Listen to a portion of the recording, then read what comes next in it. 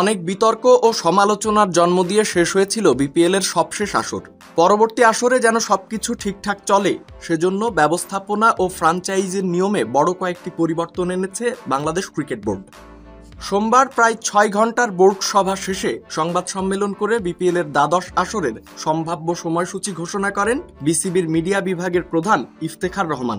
বিপিএলের time frame ঠিক করা হয়েছে ডিসেম্বর-জানুয়ারি। বিপিএল নিয়ে অনেক সমালোচনা ছিল গত আসরে, এর আগের আসরেও। তাই সিদ্ধান্ত হয়েছে অন্যান্য দেশে যেমন প্রখ্যাত স্পোর্টস এজেন্সিকে দায়িত্ব দেয়, আইপিএল বলেন বা পিএসএল বলেন, তারাই কাজটা করে।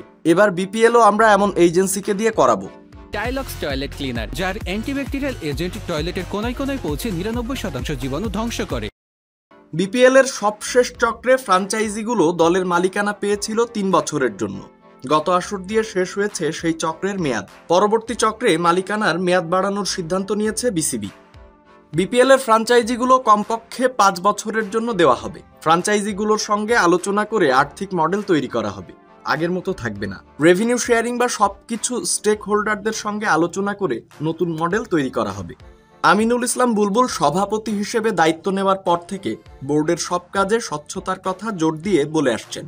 তা নিশ্চিত করতে এবার বাইরে থেকে বিশেষজ্ঞ নেওয়ার সিদ্ধান্ত জানালেন ইফতেখার। বিপিএল নিয়ে অনেক বড় যে সিদ্ধান্ত আগে কখনো হয়নি। বিপিএল নিয়ে স্বচ্ছতা নিশ্চিতের জন্য বাইরের লোককে দায়িত্ব দেওয়া হবে। আমরা যেন একদম ক্লিন ইমেজ নিয়ে শেষ করতে পারি, স্বচ্ছতা যেন থাকে। তাই বিপিএল কমিটিতে নানা ডিসিপ্লিনের বিশেষজ্ঞ হিসেবে বাইরের লোকও নেওয়া হবে। বিপিএল এর আগে কখনো দেখা যায়নি বিদেশি ফ্র্যাঞ্চাইজি, তবে সামনের আসর থেকে সবার জন্য দুয়ার খোলা রাখার সিদ্ধান্ত নিয়েছে বিসিবি।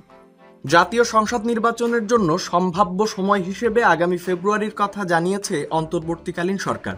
এর ঠিক আগে বিপিএল আয়োজনে নিরাপত্তা শঙ্কা হবে কিনা সেই প্রশ্ন উঠেছে। তবে ইফতেখার বলেছেন, সরকারের সবুজ সংকেত পেয়েছে বাংলাদেশ ক্রিকেট বোর্ড।